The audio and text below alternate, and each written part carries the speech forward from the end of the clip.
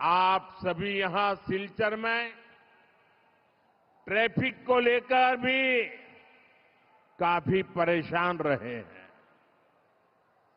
अब सिलचर फ्लाईओवर से ये समस्या भी कम हो जाएगी।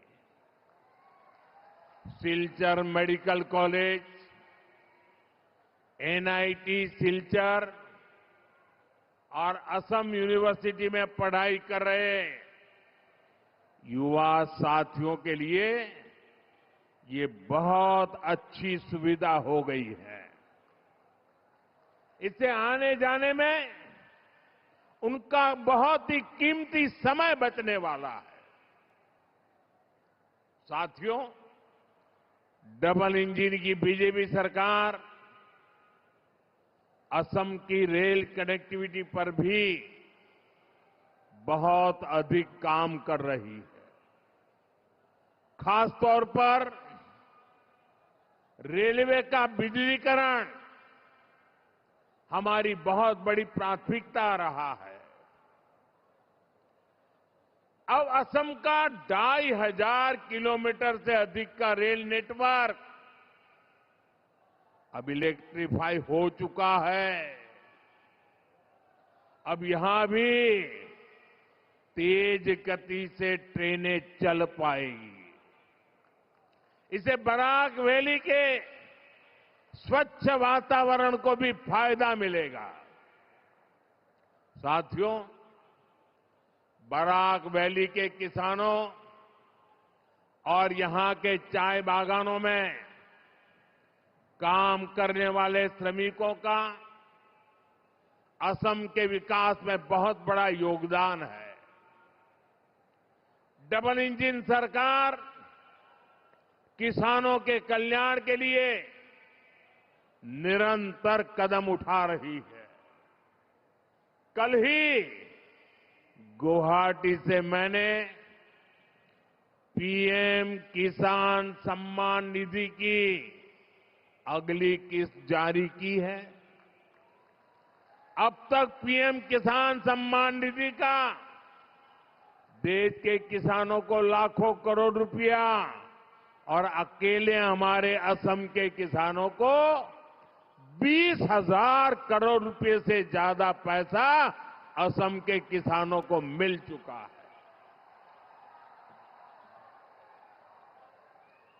अब आप सोचिए, हमने 10 साल में यहां के किसानों की जेब में 20,000 करोड़ रुपया उनके जेब में दिया है।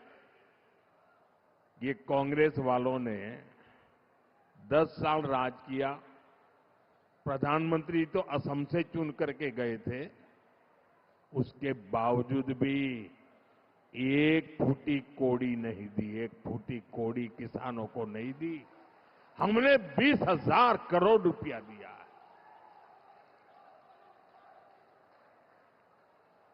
कल बराक वैली के हजारों किसानों के खाते में भी ये आखिरी किस्त भी पहुंची है, ये वाली किस्त पहुंची है।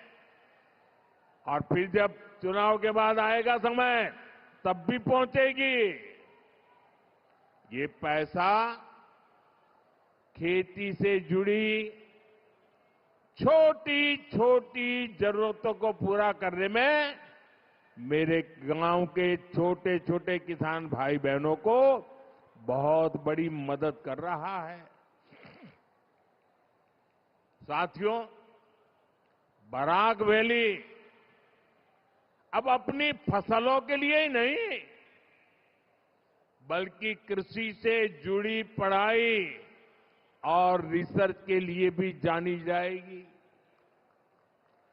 पत्थरकांडी में बराक घाटी के पहले एग्रीकल्चर कॉलेज का निर्माण कार्य आज से शुरू हो गया है।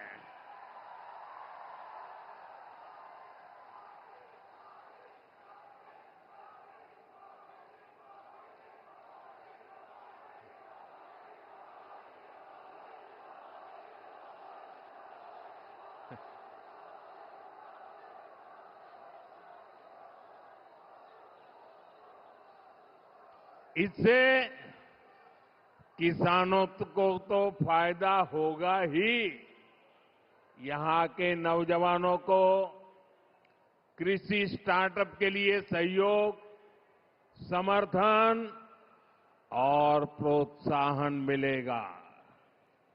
साथियों, भाजपा का मंत्र है, जो विकास की दौड़ में पीछे रह गया उसे प्राथमिकता देना। कांग्रेस की सरकारें बॉर्डर एरिया को देश के अंतिम गांव मानती थी। हम बॉर्डर के गांवों को देश के पहले गांव मानते हैं और इसलिए बॉर्डर एरिया के विकास के लिए कछार जिले से ही वाइब्रेंट विलेज प्रोग्राम का अगला चरण शुरू किया था। इसे बराक वैली के अनेक गांवों में भी सुधार होना तय हो गया है। साथियों, यहां बड़ी संख्या में चाय बागानों में कार्य करने वाले साथी भी हैं। असम सरकार ने चाय बागानों से जुड़े हजारों परिवारों को उनकी जमीन का अधिकार देने का ऐतिहासिक काम किया है। वो इन परिवारों के भविष्य को बदलने की एक बड़ी शुरुआत है। जमीन के पट्टे मिलने से इन परिवारों को सुरक्षा मिली है, उन्हें सम्मान का जीवन मिलना सुनिश्चित हुआ है। साथियों, आप जरा वहां से दूर रहिए, अब जगह नहीं है, आगे नहीं आ सकते हैं। देखिए, वहां से जरा दूर रहिए उनको, अब आगे नहीं आ सकते भैया। अरे, हमारे असम के भाई बहन तो बड़े समझदार हैं। आपका ये प्यार, आपका आशीर्वाद, ये इतनी बड़ी ताकत है। कृपा करके आप, साथियों, मैं हेमंता जी की सरकार को बधाई देता हूं। चाय बागानों में करीब 200 सालों से सेवा दे रही अनेक पीढ़ियों के संघर्ष को आपने आज सम्मान दिया है।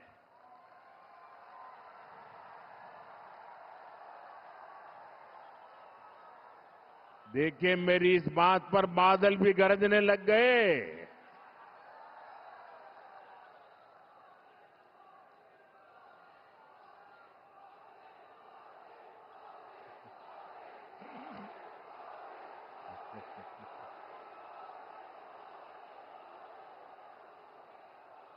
मुझे खुशी है, जिनको पहले की सरकारों ने अपने हाल पर छोड़ दिया था, उनकी सूद बीजेपी सरकार ने ली है। साथियों, ये सिर्फ भूमि पर कानूनी अधिकार का ही मामला नहीं है। इससे ये लाखों परिवार केंद्र और राज्य सरकार की अनेक कल्याणकारी योजनाओं से भी तेजी से जुड़ेगी।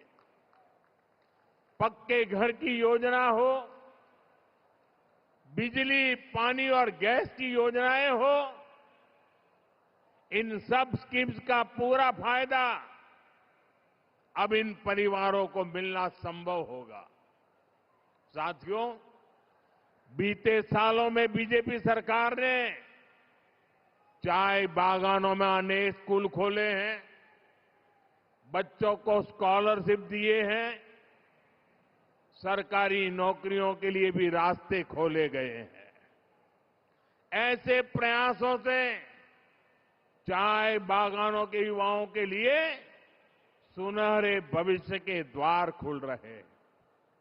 साथियों, बीजेपी की डबल इंजन सरकार के लिए शिक्षा,